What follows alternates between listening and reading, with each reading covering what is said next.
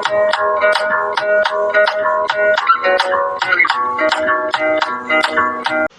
Everyone, welcome to channel maths zone with PP. मेरा नाम प्रशांत प्रणव है और मैं आज आप लोगों को chapter 1 relation and function exercise 1.1 question number 9 से लेकर 16 की जानकारी दूंगा।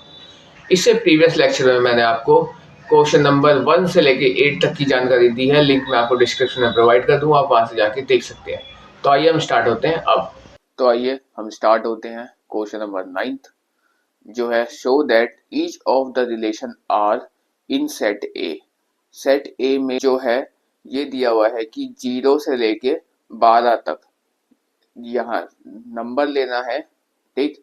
गिवन बाय आर जो है ये क्या देगा, फर्स्ट पार्ट उसमें दिया हुआ है ए बी का रिलेशन शो करना है, जहाँ पे ए माइनस बी का मॉडुलस जो है वो मल्टीपल ऑफ 4 होना चाहिए। और दूसरा पार्ट कहता है कि यहाँ पे ए बी का रिलेशन शो करना है जिसमें ए इक्वल्स टू बी होना चाहिए। तो आइए हम शो करते हैं। इसमें क्या है, यहाँ देखिए आप, यहाँ एक इज इक्वल्स टू यहाँ हो जाएगा 0 1 2 3 4 5 6 7 8 9 10 11 12, कुछ ये इस तरह से है, ठीक है।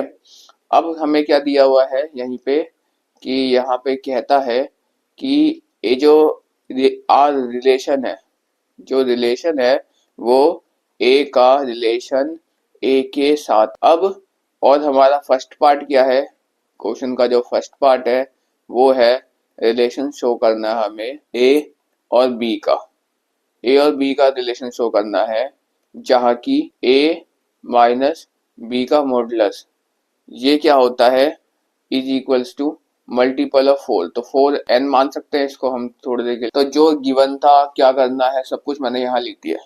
आइए अब हम स्टार्ट हो। इसको क्या करेंगे, पहले हम रिफ्लेक्सिव करेंगे, फिर सिमेट्रिक करेंगे, फिर हम ट्रांजिटिव करेंगे, फिर हम ये देखेंगे कि क्या ये रिफ्लेक्सिव सिमेट्रिक ट्रांजिटिव है। अगर रिफ्लेक्सिव भी आ गया, सिमेट्रिक भी आ गया, ट्रांजिटिव भी आ गया तो वो रिलेशन होता है हमारा इक्विवेलेंस रिलेशन। ये देखिए यहाँ पे फॉर यहाँ लिखते हैं, फॉर रिफ्लेक्सिव रिफ्लेक्सिव के लिए क्या हो जाता है यहाँ पे, for any a is the element of a.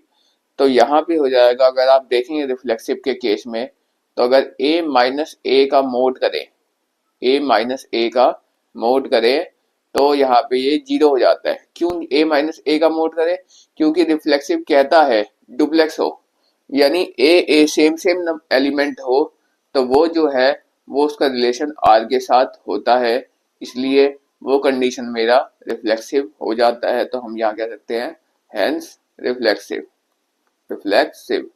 ठीक है, ये रिफ्लेक्सिव हो गया।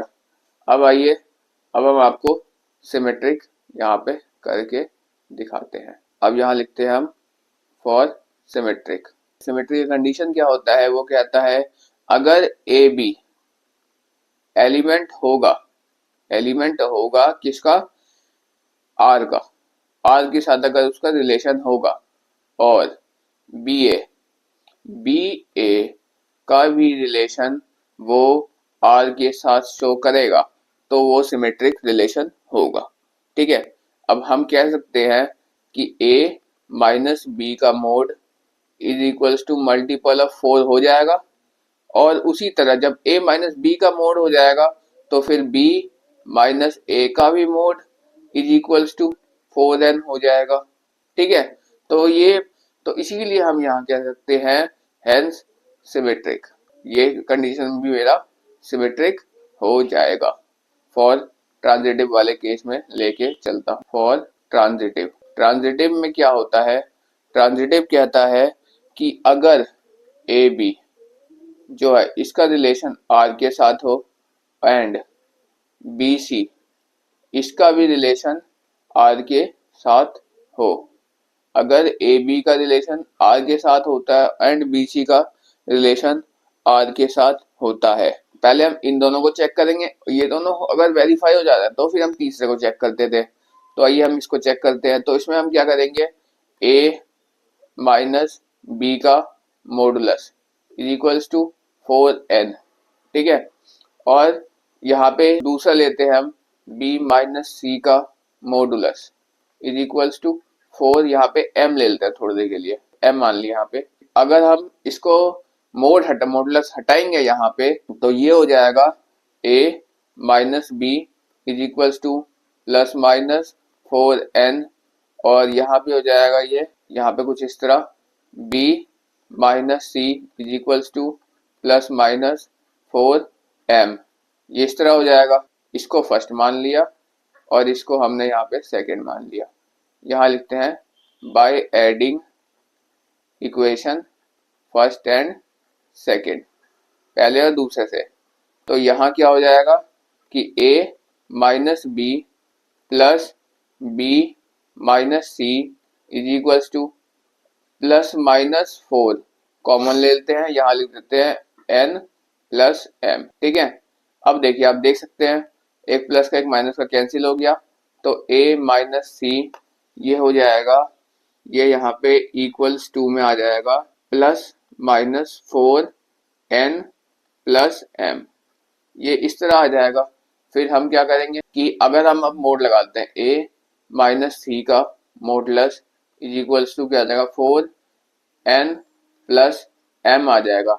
जब ये चीज आ गया तो हम कह सकते हैं कि देयरफॉर a एंड c ये भी रिलेटेड होगा r से, तो देयरफॉर यहाँ कह सकते हैं हेंस ट्रांजिटिव। जब ये कंडीशन मेरा रिफ्लेक्सिव भी है, सिमेट्रिक भी है और ट्रांजिटिव भी है, जब ये तीनों ही है तो उस कंडीशन में हम इसको क्या कह सकते हैं, उस कंडीशन में हम इसको कहेंगे उसमें इक्विवेलेंस रिलेशन हो जाएगा। ठीक है, अब देखिए अब सेकंड पार्ट है इसका। इसमें क्या कह रहा है हमें, ए सेट दिया हुआ है, ए सेट यहाँ पे दिया हुआ था, क्या दिया हुआ है कि 0 से लेकर 12 तक कंटिन्यूअस नंबर है। रिलेशन शो करना है किसका, ए क्या, ए के साथ हमें शो करना है, और जहाँ की रिलेशन हमें दिया हुआ है ए और बी का रिलेशन है, जहाँ ए इक्वल्स टू बी है, तो यही हमको यहाँ पे दिखाना है। तो हम यहाँ क्या करते हैं, यहाँ वाले केस में लिखेंगे for reflexive reflexive reflexive reflexive के कंडीशन में यहाँ पे हो जाएगा कि रिफ्लेक्सिव क्या कहता है कि अगर for any a is the element of a, ठीक है, रिफ्लेक्सिव कहता है अगर सेम हो ए का एलिमेंट है तो वो आर से उसका रिलेशन शो होगा। ठीक है, तो ये कहता है ए बी के इक्वल है। जब भाई ए बी के इक्वल है तो ए के इक्वल भी हो सकता है। ठीक है, तो अगर ए के इक्वल है तो हम कह सकते हैं कि हेंस रिफ्लेक्सिव। ठीक है, अब ये कंडीशन तो मेरी रिफ्लेक्सिव हो गई। ठीक है, अब मैं आपको यहाँ पे सिमेट्रिक की बात लेके चलता हूँ। तो यहाँ मैं लिखता हूँ फॉर सिमेट्रिक। सिमेट्रिक में क्या होगा कि अगर इफ ए और बी इसका रिलेशन आर के साथ शो करता है और बी और ए का रिलेशन आर के साथ शो करता है तो वो कंडीशन सिमेट्रिक होगा। तो यहाँ पे सिंपल सी बात है, ए दिया हुआ है बी के इक्वल, तो उसी तरह बी भी ए के इक्वल आ जाएगा। तो ये कंडीशन क्या हो गई मेरी, हेंस सिमेट्रिक। ये कंडीशन भी मेरी यहाँ पे सिमेट्रिक हो गई। ठीक है, अब देखिए अब मैं आपको यहाँ पे ट्रांजिटिव की ओर लेके चलता हूँ।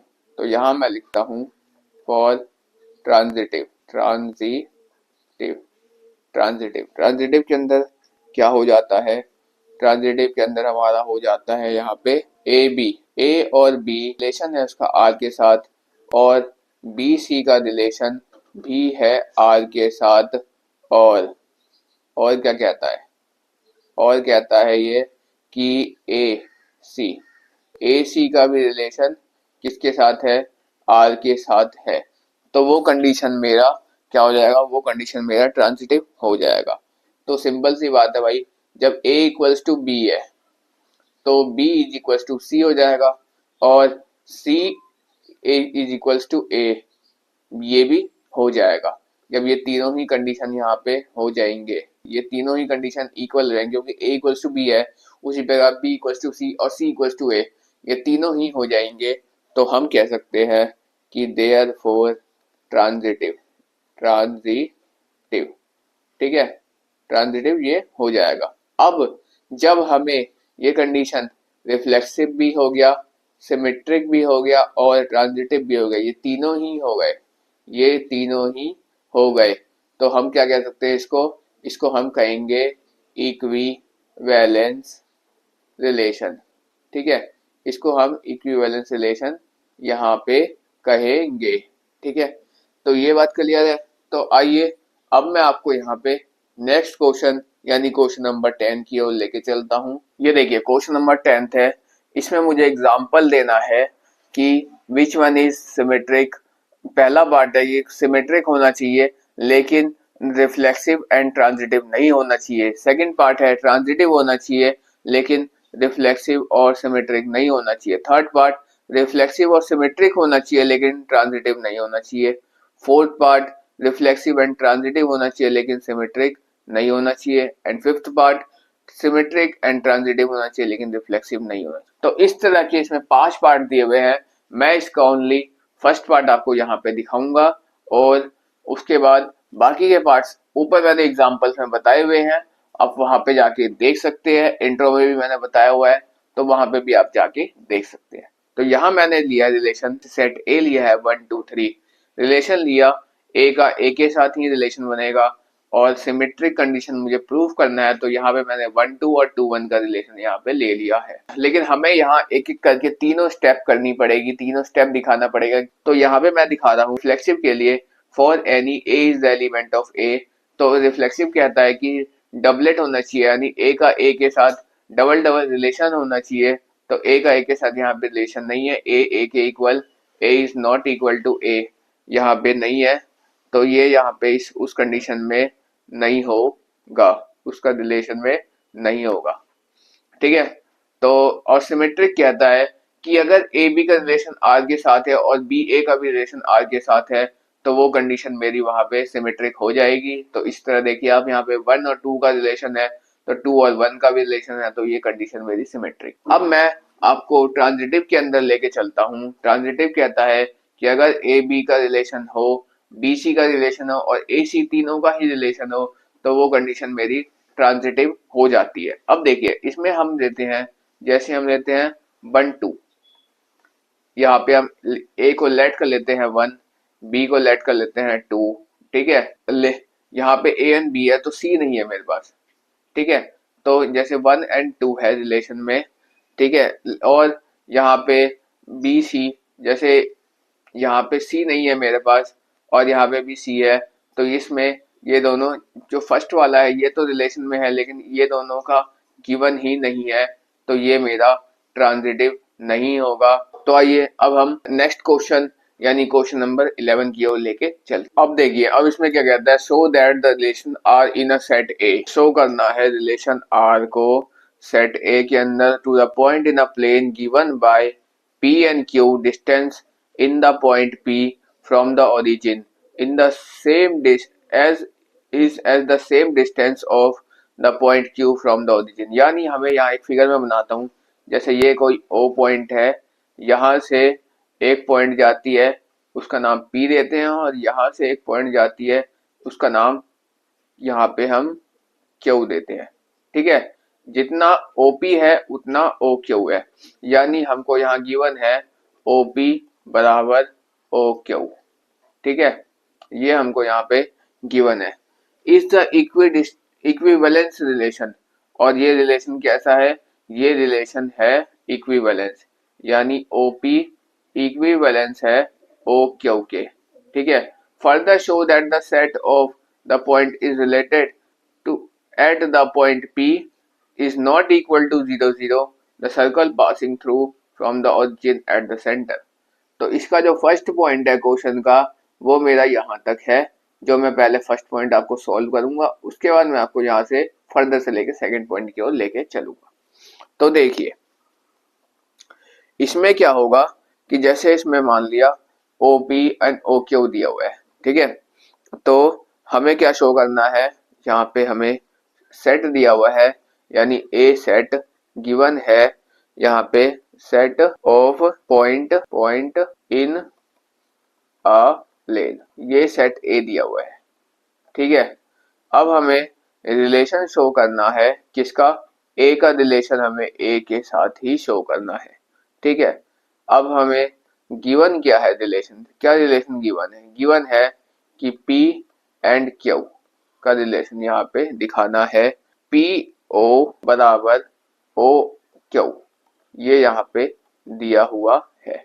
ठीक है, तो ये यहाँ पे कुछ इस तरह से दिया हुआ है। अब हमें पहले यहाँ पे reflexive, symmetric and transitive show करना होगा, उसके बाद हमें बताना होगा कि क्या ये इक्विवेलेंस रिलेशन है, तो वो भी हम इसको दिखाएंगे, उसके बाद हम इसके आगे का काम करेंगे। रिफ्लेक्सिव के अंदर क्या होता है कि यहाँ पे लिखते हैं हम for any a is the element of a. तो रिफ्लेक्सिव क्या कहता है, हम जानते हैं कि डुबलेट ये मांगता है, ठीक है, सेम सेम मांगता है, तो हम कह सकते हैं ओपी ओपी के बराबर हो सकता है, क्योंकि ओपी बराबर ओक्यू है तो ओपी ओपी के बराबर हो सकता है। हम ओक्यू को जब यहाँ पे ये हो जाएगा तो हम कह सकते हैं कि P जो है ये P के इक्वल है, तो जब सेम सेम आ गया तो ये जो है इसका रिलेशन R के साथ हो जाएगा, तो हम कह सकते हैं देयरफॉर रिफ्लेक्सिव। रिफ्लेक्सिव यहाँ मैंने शॉर्ट में R से लिखा है, आप फुल लिख लेगा, ठीक है, पूरा लिख लेगा। यहाँ ये हो गया कंडीशन मेरा रिफ्लेक्सिव हो जाएगा यहाँ पे। अब नेक्स्ट पॉइंट आता है मेरा यहाँ सिमेट्रिक का। सिमेट्रिक क्या कहता है कि अगर पी क्यू ये रिलेट होगा आर के साथ और यहाँ पे उसी तरह क्यू पी इसका भी रिलेशन आर के साथ होना चाहिए, तो पी क्यू को दिखाने के लिए हम कह सकते हैं ओ पी बराबर ओ क्यू, ठीक है, जो कि हम यहाँ पे बना के आपको दिखा चुके हैं। ठीक है, और यहाँ पे क्या हो जाएगा उसी तरह कि ओ क्यू बराबर ओ पी, ये भी हो जाएगा। तो जब ये हो जाएगा तो हम यहाँ कह सकते हैं देयरफॉर सिमेट्रिक, ये भी मेरा यहाँ पे सिमेट्रिक हो गया। ठीक है, अब मैं आपको नेक्स्ट पॉइंट यानी आपको यहाँ पे मैं आपको ट्रांजिटिव के अंदर लेके चलता हूँ। ट्रांजिटिव, ठीक है, ट्रांजिटिव के अंदर क्या होता है, ट्रांजिटिव कहता है कि अगर यहाँ पे OP इसका रिलेशन R के साथ होगा, ठीक है, OP का R के साथ रिलेशन होगा। यहाँ पे मैं आपको एक चीज दिखाता हूँ। फिर यहाँ पे ट्रांजिटिव में तीन चीजें होती है, तीन वैल्यू होती है, एक होती है A की वैल्यू, एक होती है B की वैल्यू और एक होती है C की वैल्यू।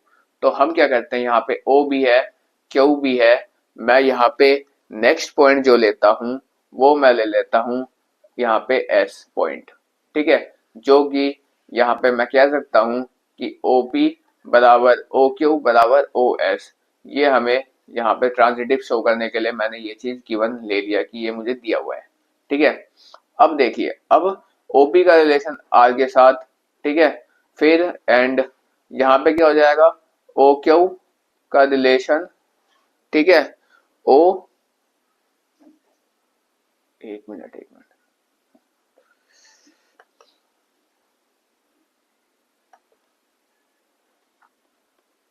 यहाँ ट्रांजिटिव, थर्ड पॉइंट है मेरा ट्रांजिटिव।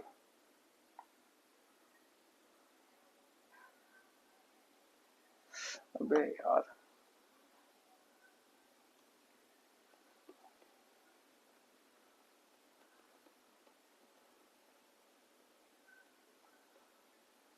ठीक है, थर्ड पॉइंट है मेरा यहाँ पे ट्रांजिटिव। ठीक है, तो ट्रांजिटिव शो करने के लिए मुझे यहाँ पे तीन पॉइंट्स की आवश्यकता पड़ेगी, जो है मेरे पास पी क्यू का रिलेशन हमें यहाँ पे दिखाना है आर के साथ, फिर हमें दिखाना है क्यू पी का भी रिलेशन हमें आर के साथ दिखाना है, और हमें यहाँ पे लगे हाथ यहाँ पे दिखाना है कि जो है पी एस इसका भी रिलेशन हमें आर के साथ दिखाना होता है। तो हम कह सकते हैं कि OP बराबर OQ हो जाएगा। उसी तरह आप यहाँ पे कह सकते हैं कि यहाँ पे OQ बराबर OP हो जाएगा, और सिमिलरली यहाँ पे आप कह सकते हैं कि जो है QS होना चाहिए, यहाँ पे भी S होना चाहिए। हाँ, अब यहाँ पे आप इसी तरह कह सकते हैं कि OP बराबर OS यहाँ पे हो जाएगा। जब ये तीनों कंडीशन हो जाती है तो हम यहाँ कह सकते हैं कि देयरफॉर इट इज ट्रांजिटिव। तो मैं यहाँ कह सकता हूँ कि देयरफॉर जब रिफ्लेक्सिव भी प्रूफ हो गई, सिमेट्रिक भी प्रूफ हो गई और ट्रांजिटिव भी प्रूफ हो गई, तो मैं कह सकता हूँ कि ये रिलेशन मेरा इक्विवेलेंस रिलेशन है। ठीक है, ये रिलेशन मेरा क्या है, ये रिलेशन मेरा इक्विवेलेंस रिलेशन यहाँ पे हो जाता है। अब हमें देखिए, मैं आपको दिखाता हूँ यहाँ पे कि इसमें जो सेकंड पार्ट था वो कहता है कि further show that the set of a point P is not equal to 0 0 and passing through P with the origin as centre की ओर से ये यहाँ पे पास होता है। ये हमें यहाँ पे कुछ इस तरह से कहता है कि देखिए, जैसे मैं आपको एक एग्जांपल लेके दिखाता हूँ। जैसे ये कोई सर्कल है, ठीक है, ये कोई यहाँ पे सर्कल है और ये इसका ले लिया मैंने सेंटर, ये ले लिया मैंने, ये O पॉइंट है, ये P है, ठीक है, ये है यहाँ पे Q, ठीक है, और यहाँ पे मैंने ये पॉइंट लिया है, इसका नाम दिया है S। तो यहाँ पे क्या है कि आप जानते हैं कि जो सर्कल की, एक सर्कल की सेंटर से जितनी भी रेडियस जाती है सारी रेडियस इक्वल होती है। ध्यान में रखते हुए हम कह सकते हैं कि OP बराबर OQ हो जाएगा और OQ बराबर OS हो जाएगा। लेकिन हम इसको लिखेंगे कैसे, हम लिखेंगे यहाँ पे the point related to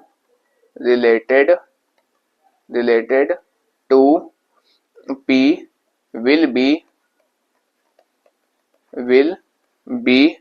equidistant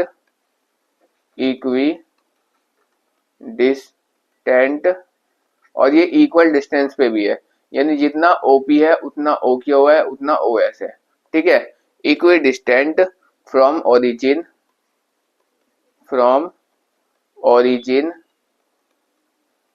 as OP OQ और OS, यहाँ कुछ ये इस तरह से हो जाएगा। उसका जो सेकंड पार्ट था उसमें हमें बस इतना ही शो करना था। तो अब मैं आपको नेक्स्ट क्वेश्चन यानी क्वेश्चन नंबर 12 की ओर लेके चलता हूँ। Question number 12, show that the relation R defined as a set A of the triangles is related to T1 and T2। T1 को T2 से रिलेट करना है, यहाँ पे ट्राइंगल T1 को T2 से। अब यहाँ कह रहा है कि T1 सिमिलर है T2 के, इस equidistance relation consider the right angle triangle T1 with equivalence relation है, जहाँ पे राइट एंगल ट्राइंगल T1 की साइड दे रखी है, T2 की भी साइड दे रखी है एंड T3 की भी साइड से यहाँ पे दी हुई है। ठीक है, विच triangle among T1 T2 and T3 is related. फिर हमें बाद में ये भी बताना है कि कौन सा T1 रिलेट है, T1 T2 से रिलेट है या T1 T3 से रिलेट है, या T2 T3 से रिलेट है या T3 T1 से रिलेट है। तो ये चीज हमें इसके अंदर बताना है। तो आइए हम आपको लेके चलते हैं क्वेश्चन के अंदर। तो यहाँ पे ए सेट क्या है हमारे को, यहाँ गिवन है ए सेट की सेट ऑफ ऑल ट्राइंगल्स है। ठीक है, क्या है, सेट ऑफ ऑल ट्राइंगल्स, ये हमें गिवन है सेट ए। हमें रिलेशन शो करना है, किसका रिलेशन शो करना है, ए का, ए के ही साथ रिलेशन हमें शो करना है। ठीक है, फिर हमें गिवन क्या है, गिवन है कि जो T1 है वो T1 और T2 का हमें यहाँ रिलेशन दिखाना है। पे T1 इक्विवेलेंस है T2 के, तो यहाँ हमें चीज दिखाना है। जो मुझे गिवन था और जो दिखाना था वो मैंने आपको यहाँ बताया। अब मैं आपको लेके चलता हूँ सॉल्यूशन की ओर। तो यहाँ देखिए, यहाँ हम लिखते हैं फॉर रिफ्लेक्सिव। रिफ्लेक्सिव के कंडीशन में क्या होता है, रिफ्लेक्सिव में होता है यहाँ पे, हम यहाँ कह सकते हैं रिफ्लेक्सिव में कि अगर फॉर एनी, यहाँ लिख सकते हैं for any T is the element of A, जो T है ट्राइंगल से है वो A का एलिमेंट है। ठीक है, तो हम कह सकते हैं कि जो T है T1 वो सिमिलर हो जाएगा, इक्विवेलेंस हो जाएगा T1 के। ठीक है, तो हम यहाँ पे T1 का T1 के साथ रिलेशन बन जाएगा और ये रिलेट हो जाएगा R से। तो ये जो है ये देयरफॉर हम कह सकते हैं कि यहाँ लिख सकते हैं देयरफॉर रिफ्लेक्सिव। ठीक है, कि ये कंडीशन मेरी यहाँ पे रिफ्लेक्सिव हो जाएगी। ठीक है, अब आइए हम आपको नेक्स्ट पॉइंट यानी सिमेट्रिक की ओर लेके चलें। सिमेट्रिक क्या कहता है? सिमेट्रिक कहता है यहाँ पे कि अगर T1, यहाँ पे लिखते हैं इफ T1 और T2 ये रिलेट है R के साथ। ठीक है, T1 और T2 का रिलेशन R के साथ है, तो क्या होगा कि T2 और T1 का भी रिलेशन हो जाएगा R के साथ, तो वो कंडीशन मेरी सिमेट्रिक होगी। तो हम कह सकते हैं कि T1 जो है, एक मिनट, T1 ये रिलेशन हो जाए इक्विवेलेंस हो जाएगा, T1 जो है ये इक्विवेलेंस हो जाएगा T2 का, और T2 जो है वो इक्विवेलेंस हो जाएगा T1 का। तो ये कंडीशन भी मेरी यहाँ पे सिमेट्रिक हो जाएगी, तो हम कह सकते हैं देयरफॉर सिमेट्रिक। ये कंडीशन भी मेरी यहाँ सिमेट्रिक हो गई। ठीक है, अब मैं आपको नेक्स्ट पॉइंट यानी ट्रांजिटिव की ओर यहाँ पे लेके चलता हूँ। फॉर ट्रांजिटिव के केस में क्या होगा? ट्रांजिटिव के केस में हमारा हो जाएगा, जैसे ट्रांजिटिव का क्या क्या होता है, इसमें होता है T1 का T2 के साथ रिलेशन होगा तो वो रिलेट हो जाएगा R से। उसी तरह अगर T2 का T3 के साथ रिलेशन होगा तो वो भी रिलेशन R के साथ हो जाएगा, और अगर T3 का यहाँ पे रिलेशन T1 के साथ होगा तो वो भी रिलेट हो जाएगा R के साथ। ठीक है, उसका भी रिलेशन R के साथ हो जाएगा। तो हम कह सकते हैं कि T1 इक्विवेलेंस है T2 के, T2 इक्विवेलेंस है T3 के, और T3 इक्विवेलेंस है T1 के। ठीक है, तो ये यहाँ पे देयरफॉर ये ट्रांजिटिव हो जाएगा। अब देखिए, अब जब मेरा कंडीशन रिफ्लेक्सिव भी है, सिमेट्रिक भी है और ट्रांजिटिव भी है, तीनों ही है, तो ये जब तीनों ही हो तो वो कंडीशन मेरा इक्विवेलेंस रिलेशन हो जाता है। ठीक है, तो वो मेरा यहाँ पे इक्विवेलेंस हो गया। यहाँ क्वेश्चन दे रखा है कि हमने यहाँ पे T1 T2 T3 को यहाँ पे मैंने दिखा दिया कि ये इक्विवेलेंस रिलेशन है। ठीक है, यहाँ तक तो मेरा जो फर्स्ट पार्ट था वो कंप्लीट हुआ। यहाँ से सेकंड पार्ट है, consider the right angle triangles T1 with side ये है, T2 ये साइड दे रखा है, T3 की ये साइड दे रखी है। ठीक है, हमें ये बताना है कि T1 T2 और T3 आपस में कैसे रिलेशन क्रिएट करते हैं। क्या T1 T2 से रिलेटेड है, क्या T2 T3 से रिलेटेड है, और क्या T3 T1 से रिलेटेड है या नहीं, हमको अब ये बताना है। तो मैं अब आपको इस पॉइंट को लेके चल, एक राइट एंगल ट्राइंगल क्रिएट करता हूँ। ठीक है, इसको मैं T1 देता हूँ नाम, फिर एक दूसरा राइट एंगल ट्राइंगल बनाता हूँ। ठीक है, इसका नाम मैं यहाँ पे T2 देता हूँ, फिर एक और राइट एंगल ट्राइंगल बनाता हूँ, इसका नाम मैं यहाँ पे T3 देता हूँ। ठीक है, इसकी साइड्स हम ले लेते हैं। T1 की क्या है, 3, 4 और 5। इसकी साइड क्या दे रखी है, इसकी साइड दे रखी है 5, 12 और 13। इसकी साइड दे रखी है 6, 8 और 10। ठीक है, ये साइड हमें गिवन है। अब हमें रिलेशन बताना है कि किसका किसके साथ रिलेशन यहाँ पे बनेगा। तो आप देखिए, आप साइड्स के हिसाब से देखिए तो देख सकते हैं आप कि जो इसकी साइड्स है इसका दोगुना ये वाला है, यहाँ पे T1 और T3 का ही रिलेशन यहाँ कुछ ये इस तरह हो जाएगा कि हम साइड के हिसाब से यहाँ पे हम कह सकते हैं कि जो T1 है वो रिलेटेड हो जाएगा, इज रिलेटेड टू T3। कैसे हो जाएगा कि यहाँ पे 3 और इसकी साइड है 6। ठीक है, इज इक्वल्स टू ये हो जाएगा यहाँ पे 4 अपॉन में 8 इज इक्वल्स टू यहाँ पे 5 अपॉन में 10। अगर हम इसको कैंसिल करेंगे तो 1 अपॉन में 2, इसको कैंसिल किया 1 अपॉन में 2 और इसको कैंसिल किया 1 अपॉन में 2, तो क्या आ गया, ये 1 अपॉन में 2 इज इक्वल्स टू 1 अपॉन में 2 इज इक्वल्स टू ये 1 अपॉन में 2। ठीक है, तो यहाँ पे ये कुछ इस तरह आ गया। अब मैं यहाँ पे कह सकता हूँ कि T1 T3 से रिलेटेड है। कैसे रिलेटेड है, कारण मैं यहाँ लिख देता हूँ from side side side similarity from side side side similarity के हिसाब से हम कह सकते हैं कि T1 is related to T3। तो ये यहाँ पे T1 T3 के साथ रिलेशन हो गया, और यहाँ पे हम कह सकते हैं T1 and T3 is the element of R। ये इसके एलिमेंट हो जाएंगे। तो यहाँ पे मेरा कुछ इस तरह क्वेश्चन नंबर 12 कंप्लीट होता है। अब मैं आपको क्वेश्चन नंबर 13 की ओर लेके चलता हूँ। क्वेश्चन है मेरा 13, show that the relation R in a set A of the polygon. Polygon पता किसे कहते हैं हम? ये पॉलीगन जो है हम किसे कहते हैं? पॉलीगन हम उसे कहते हैं जिसकी 3 और मोर देन 3 साइड्स हो, उसको हम पॉलीगन कहते हैं। ठीक है, 3 साइड या मोर देन 3 साइड हो, उसको हम पॉलीगन यहाँ कहते हैं। ट्राइंगल हो गया, क्वाड्रिलेटरल हो गया, पेंटागन, हेक्सागन, सेप्टा, हेप्टानोना, ऑक्टानोना और डेका, ये जितने भी हैं ये सारे पॉलीगन हैं। तो यहाँ देखिए, यहाँ मुझे क्वेश्चन में कहता है कि जो सेट ए है वो गिवन है। क्या गिवन है? Set of all polygons. यहाँ पे लिखा है set of all polygons.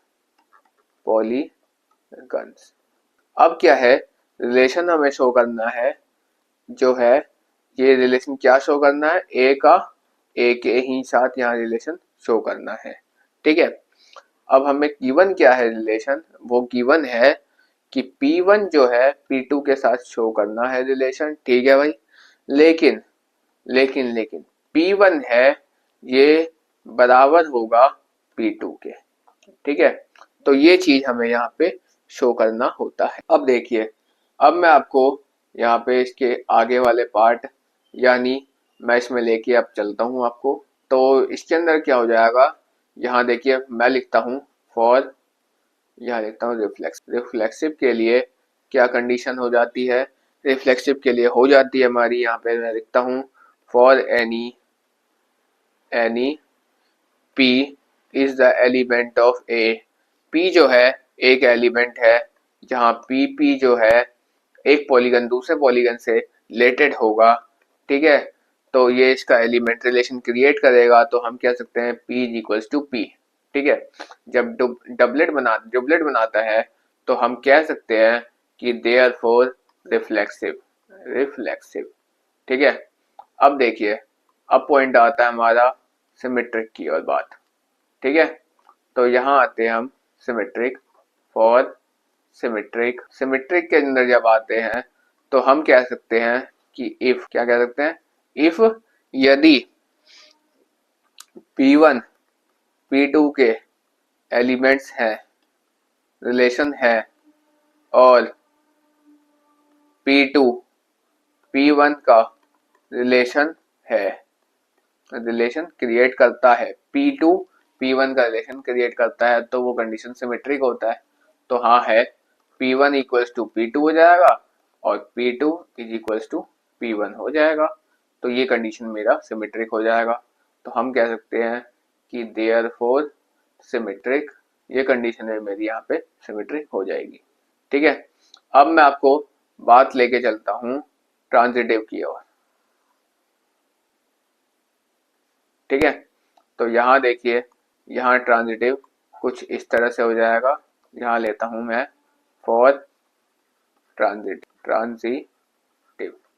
Transitive में क्या होता है, ट्रांजिटिव कहता है कि अगर, यदि, क्या होता है, ये कहता है ट्रांजिटिव कि यदि आपका P1 P2 के साथ रिलेशन क्रिएट करता है, P1 P2 के साथ रिलेशन क्रिएट करेगा, P2 P3 के साथ रिलेशन क्रिएट करता है, और P3 P1 के साथ रिलेशन क्रिएट करता है।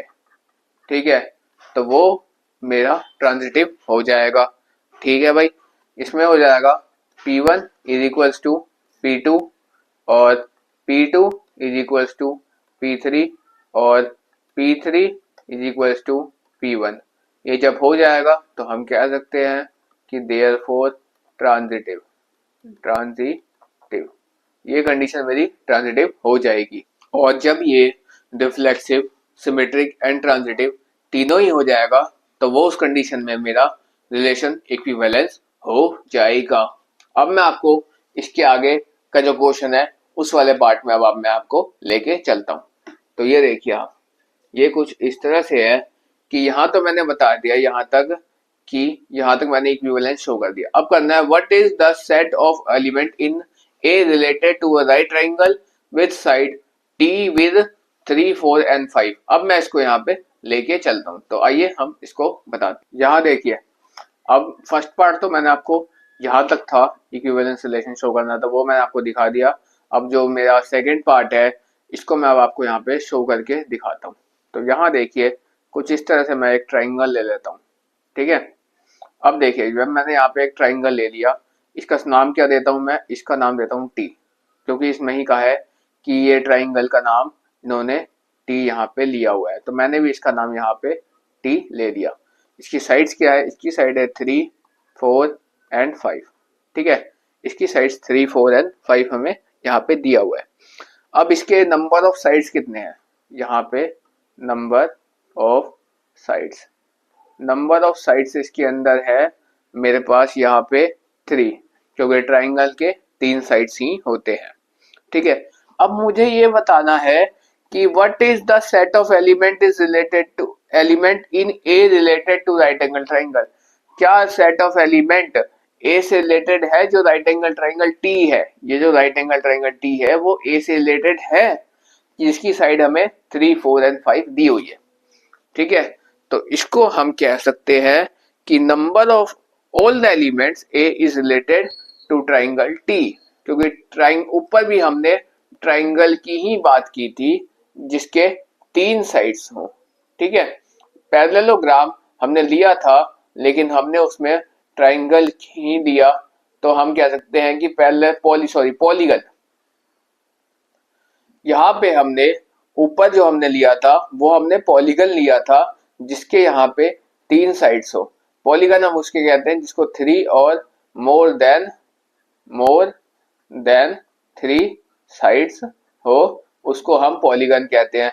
मान लिया हमने ऊपर P1 जो है ये हमने एक ट्राइंगल लिया जिसको हम T1 कहते हैं, ठीक है, T1, और P2 जो है वो दूसरा ट्राइंगल लिया जिसको हम T2 कहते हैं।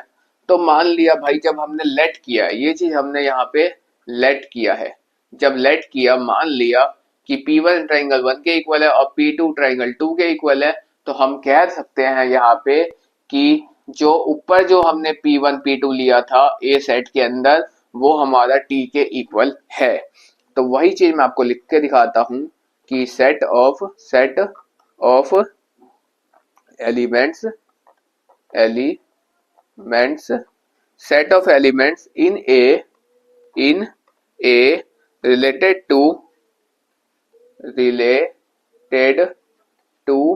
set of element in A is related to triangle T triangle से वो रिलेट होगा, ठीक है। फिर हम कह सकते हैं सेट ऑफ ऑल पॉलीगन्स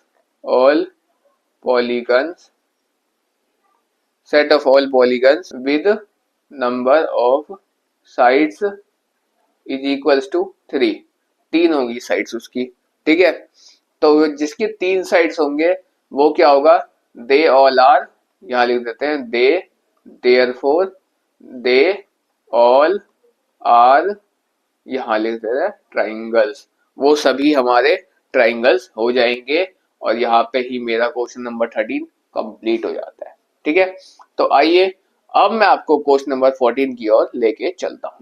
यहाँ देखिए, यहाँ क्या है, let L to be a set of all lines in XY plane, ठीक है। XY प्लेन में लाइन दिया हुआ उसको हमने L लेट करा है, जिसे R is related in L defined as R equals to L1 and L2, जहाँ L1 पैरेलल टू L2 है, तो show that it is equivalence relation. First part तो ये कि इक्विवेलेंस रिलेशन हमें इसमें शो करना है। तो हम पहले यहाँ तक, जो ये फर्स्ट पार्ट है यहाँ तक हम पहले इसको लेके चलते हैं। ठीक है, तो हमें क्या दिया हुआ है, एक एल रिलेशन है, इसके अंदर एल का रिलेशन है, क्या हम कहते हैं कि set of all lines, set of all lines in x parallel to y, x and x parallel to y plane. ठीक है, x एंड y प्लेन पे ये दिया हुआ है। ठीक है, अब जो रिलेशन है r जो है ये l का रिलेशन l के साथ होगा।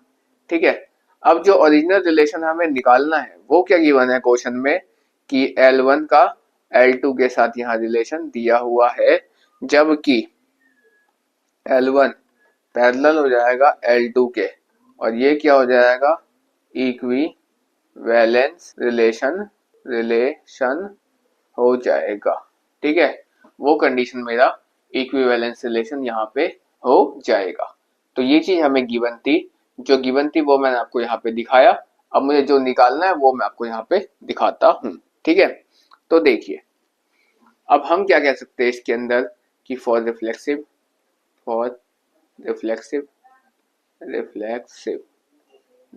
के कंडीशन में हम कह सकते हैं कि फॉर एनी, यहाँ ले सकते हैं for any L is the element of A, तो हम कह सकते हैं कि L1 L जो है L1 नहीं, L जो है L का एलिमेंट L का रिलेटेड है R से, तो हम कह सकते हैं L is related to L।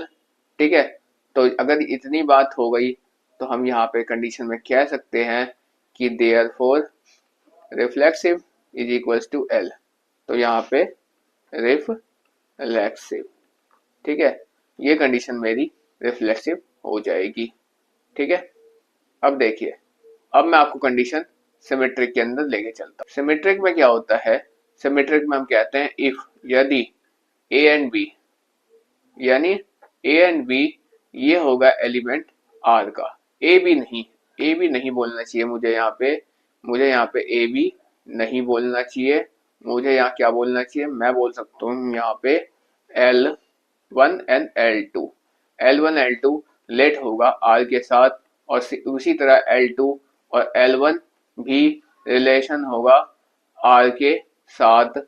तो L1 हम कह सकते हैं कि यहाँ पे एक मिनट यहाँ पे हमें इक्वल नहीं दिखाना चाहिए, यहाँ पे मैं पैरेलल दिखा सकता हूँ क्योंकि यहाँ पे इन्होंने लिखा हुआ है पैरेलल टू, तो हम कह सकते हैं L1 is parallel to L2 और L2 is parallel to L1।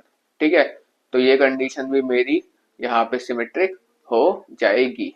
ठीक है, जब ये सिमेट्रिक हो गई, अब बात आती है, अब देखिए जब ये मेरी कंडीशन सिमेट्रिक भी हो गई, ठीक है, अब बात आती है ट्रांजिटिव की।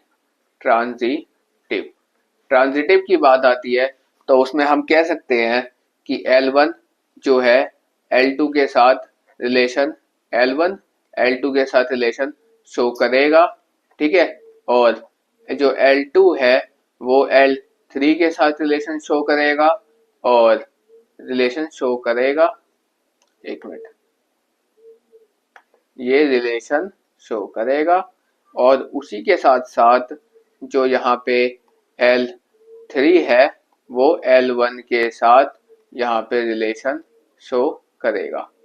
ठीक है, तो जब ये इतनी बात करेगा तो हम यहाँ कह सकते हैं कि L1 जो है ये पैरेलल हो जाएगा L2 के, और L2 जो है ये पैरेलल हो जाएगा L3 के, और जो L3 है ये पैरेलल हो जाएगा L1 के।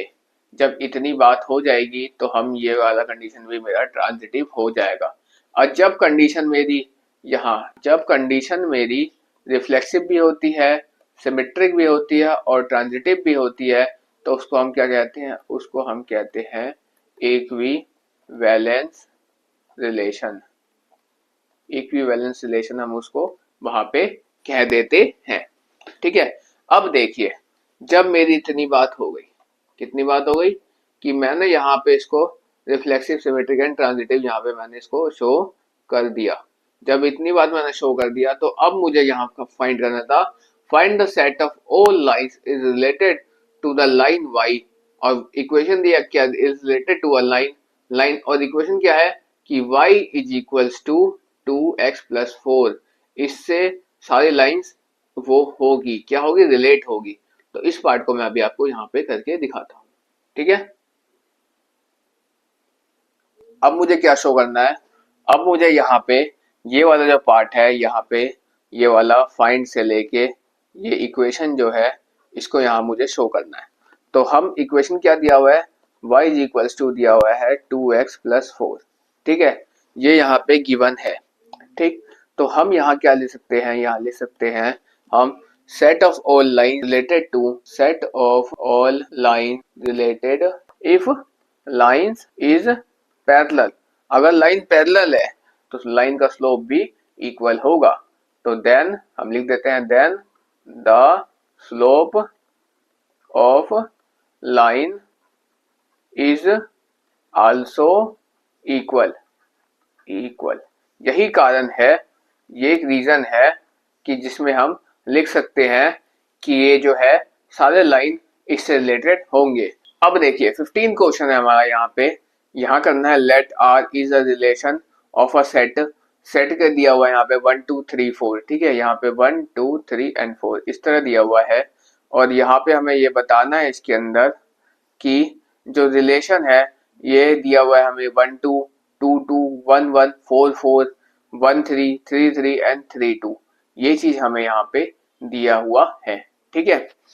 अब देखिए, अब हमें यहाँ बताना है, ऑप्शन दिया हुआ है कि पहला कि ये रिफ्लेक्सिव एंड सिमेट्रिक होना चाहिए लेकिन ट्रांजिटिव नहीं होना चाहिए, ठीक है। अगला ऑप्शन है कि जो आर है ये रिफ्लेक्सिव एंड ट्रांजिटिव होना चाहिए लेकिन सिमेट्रिक नहीं होना चाहिए, और अगला ऑप्शन है कि सिमेट्रिक एंड ट्रांजिटिव होना चाहिए लेकिन रिफ्लेक्सिव नहीं होना चाहिए, और या तो ये इक्विवेलेंस रिलेशन होना चाहिए।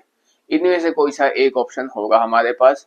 तो यहाँ देखिए जो है ये, क्या ये रिफ्लेक्सिव है, पहले हम रिफ्लेक्सिव चेक करते हैं। रिफ्लेक्सिव चेक करने के लिए क्या होता है कि 1 1 होना चाहिए, 2 2 होना चाहिए, 3 3 होना चाहिए और 4 4 होना चाहिए। चेक करते हैं पहले, 1 1 है, 4 4 है, ठीक है, 3 3 भी है और यहाँ पे 2 2 भी है। तो हाँ ठीक है भैया, ये तो रिफ्लेक्सिव है, ठीक है। अब सिमेट्रिक चेक करते हैं। सिमेट्रिक चेक करने के लिए क्या होना चाहिए, सिमेट्रिक के लिए कंडीशन होना चाहिए कि 1 2 और 2 1 होना चाहिए। तो 1 2 है लेकिन 2 1 हमारे पास इसमें नहीं है, ठीक है। 1 3 और 3 1 होना चाहिए, तो 1 3 भी है लेकिन 3 1 हमारे पास इसमें नहीं है, ठीक है। 2 1 4 या 4 1 होना चाहिए, तो ऐसा भी इसके अंदर नहीं है, तो ये सिमेट्रिक तो नहीं है। अब हम यहाँ पे ट्रांजिटिव चेक करते हैं। ट्रांजिटिव चेक करने के लिए यहाँ पे हमें बताया हुआ था कि कंडीशन, अगर कंडीशन हमारा पहला इसमें देखते हम 1 2 है, हाँ है, 1 2 है हमारे पास, 1 2 हमारे पास है, 2 3 है, 2 3 नहीं है।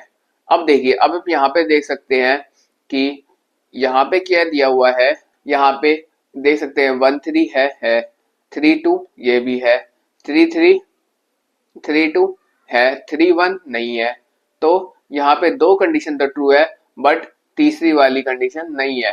तो आप यहाँ पे ट्रांजिटिव का फर्स्ट वाला केस तो हमारा लग ही नहीं सकता, सेकंड वाला केस यहाँ पे लगेगा, क्योंकि दो कंडीशन इसमें क्या होता है कि अगर ए बी ये अगर एलिमेंट रिलेट होता है आर से, और उसके बाद उसमें हम पहला केस चेक करते हैं, अगर उसमें बी और सी ये रिलेट अगर नहीं हुआ आर के साथ, तो हम कहेंगे कि ए सी भी उसका रिलेशन नहीं बनना चाहिए आर के साथ। अगर ऐसा कंडीशन होता है, सेकंड केस मैंने अभी आपको बताया था, अभी के मैंने आपको पिछले क्लासेस में बताया है कि उसमें ये रिलेशन होता है। तो ए बी देख लेता है, 1 2 है, हाँ ठीक है, बन जाएगा, ट्रांजिटिव हो जाएगा सेकंड केस के अनुसार, ठीक है।